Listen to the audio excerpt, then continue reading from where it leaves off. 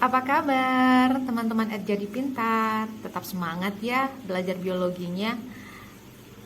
Ya, kali ini kita lanjutkan pelajaran biologinya pada persilangan back cross, test cross, dan persilangan reciproc. Sudah siap ya? Tapi teman-teman jangan lupa untuk subscribe, like, dan tekan tombol atau lonceng notifikasinya agar kami lebih semangat lagi untuk membuat konten-konten yang bermanfaat untuk kita semua. Bisa ya? Please, thank you. Pertama kita akan belajar tentang persilangan back cross. Ya, back cross. Nah, persilangan back cross ini merupakan persilangan individu F1 dengan induk yang dominan homozigot. Ya, jadi F1 disilangkan dengan induknya yang dominan homozigot. Kenapa harus disilangkan dengan induknya yang dominan homozigot? Ini ada tujuannya dengan back cross ya. Tujuan dari back cross itu adalah untuk memperbaiki galur murni ya, atau untuk memperbaiki kualitas ya genotif dari keturunannya. Nah, kita akan lihat aplikasinya seperti apa dalam persilangan. Baik, ini adalah contoh back cross ya. Ini misalnya terjadi pada kacang ercis. Sifat bulat B besar dominan terhadap sifat kisut B kecil. Kemudian parentalnya ada yang bergenotif B besar. Jadi ini adalah dominan homozigot ya, ini bulat. Kemudian ada parentalnya yang genotifnya juga B kecil. Jadi ini adalah resesif homozigot. Ini kisut ya. Nah, jika dua parental ini disilangkan, besar B besar disilangkan dengan B kecil, gametnya adalah ini B besar, yang ini B kecil, kemudian filialnya ini digabungkan B besar, B kecil. Jadi untuk F1-nya ya 100% itu akan berfenotip bulat.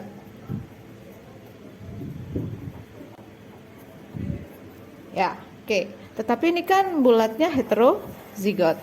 Nah, agar keturunan berikutnya ya gak muncul sifat kisut ya, agar semua keturunannya itu bulat, galur murninya itu semakin menuju ke B besar, maka F1 ini ya, yang B besar B kecil akan disilangkan dengan induknya yang homozigot. Berarti dengan ini B besar.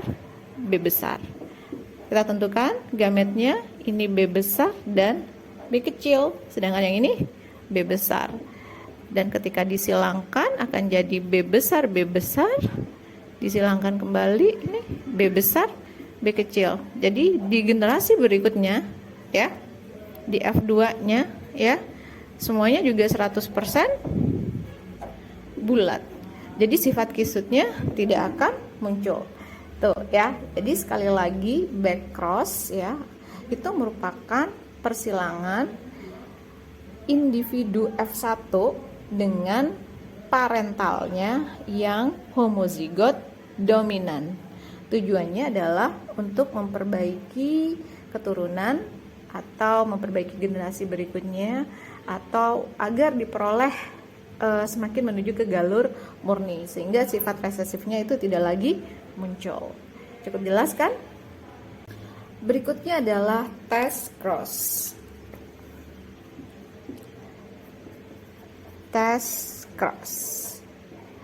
Jadi test cross itu merupakan persilangan salah satu filial ya yang belum diketahui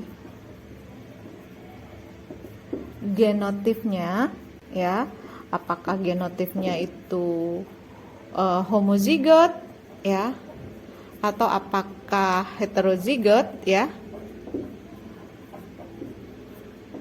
dengan induk yang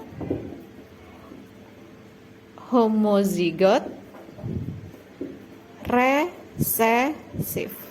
Jadi sekali lagi, tes cross persilangan salah satu filial yang belum diketahui genotipnya dengan induk yang homozigot resesif ya.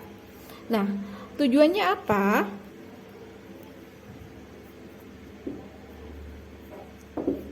Tujuannya adalah untuk mengetahui filial yang diuji itu homozigot atau heterozigot ya. Jadi untuk mengetahui apakah filialnya itu homozigot atau heterozigot. Oke. Nah, sekarang kita lihat contoh konkretnya. Berikut adalah contoh konkret persilangan tes. Jadi diketahui ya salah satu filial ya, itu genotip salah satu filial yang masih tanda tanya. Kemudian diketahui genotip zigot resesif dari parentalnya ya, itu adalah B besar ini biji kacang ercis kisut ya. Nah, ditanya adalah genotip dari ini ya, dari salah satu filial itu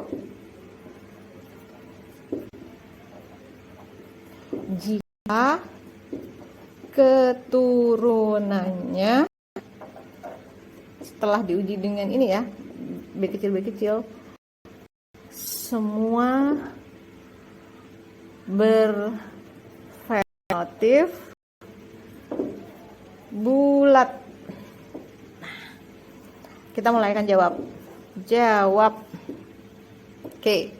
Nah, ini ceritanya di soal ini ada salah satu filial tidak diketahui genotipnya disilangkan dengan induknya yang homozigot resesif, hasil keturunannya semua bulat. Maka ya, individu ini kan berarti jadi parental nih. Yang ditanyakan disilangkan dengan B kecil nih. Gametnya ini tidak tahu, yang ini tentunya B kecil. Nah, ternyata keturunannya semuanya adalah bulat. Kalau semua bulat berarti mengandung B. Iya kan? Mengandung gen B besar. Filialnya semuanya bulat. Kalau enggak B besar berarti B besar B kecil. Tetapi permasalahannya parental homozigot resesif ini kan ada B kecilnya. Kalau begitu filialnya tidak mungkin B besar melainkan B besar B kecil. Ini kita hapus ya. Nah,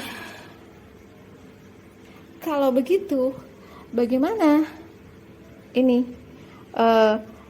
genotip dari salah satu filial yang ditanyakan dari perkawinan sebelumnya? Berarti ya, yang B kecil diperoleh dari yang ini, yang B besar diperoleh dari ini. Nah, semuanya B besar B kecil. B besarnya diperoleh dari yang ditanyakan, B kecilnya diperoleh dari ini yang homozigot resesif.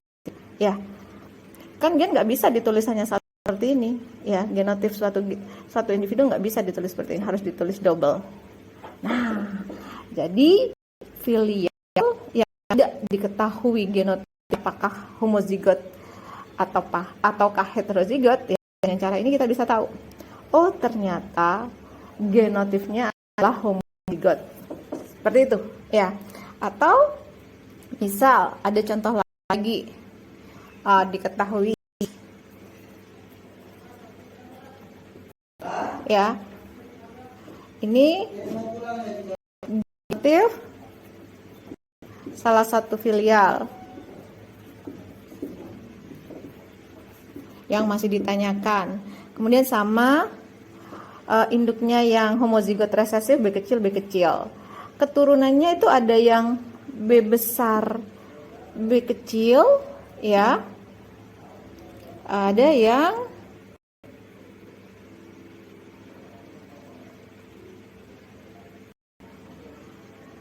B kecil B kecil, ya. Maka yang ditanyakan itu adalah ini genotifnya kan, genotif dari ini kan yang ditanyakan.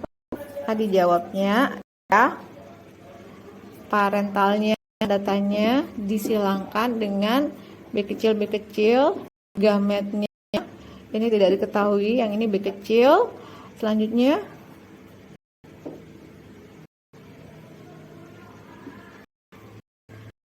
filialnya ya.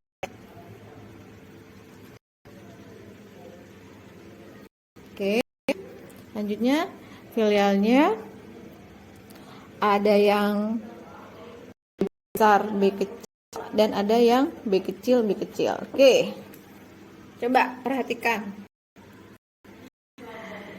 B kecil ini di sini ya. Kalau begitu B besarnya dari sini nih. Tanyakan ya. B kecil yang ini dari sini. Nah, B kecil yang itunya dari sini. Nah, begitu.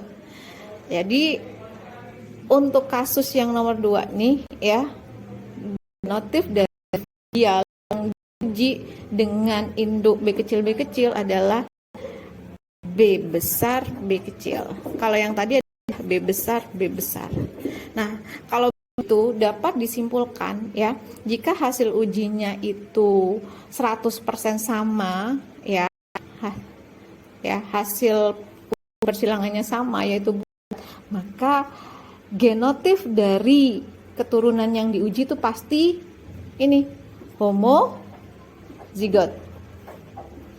Namun jika fenotipnya terpisah seperti ini, ada bulat, ada kisut 1:1 berarti 50% banding 50% ya, maka genotif dari filial yang diuji itu pasti heterozigot. Ya, cukup jelas ya teman-teman. Sekali lagi, tes ya merupakan persilangan salah satu filial dengan induk yang homozigot resesif. Tujuannya adalah untuk mengetahui ya, filial itu apakah bergenotif homozigot, apakah bergenotif. Baik, selanjutnya adalah persilangan resiprok ya.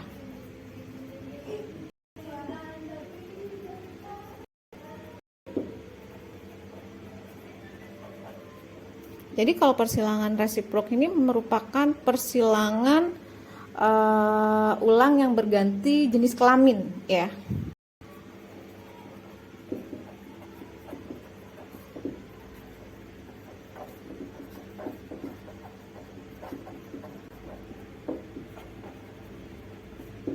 Maksudnya bagaimana? Nah, maksudnya misalnya nih ya, ada suatu persilangan di mana jantannya itu genotif B besar B kecil, sedangkan betinanya bergenotif B kecil B kecil. Kita tentukan dulu gametnya dan kita tentukan filialnya.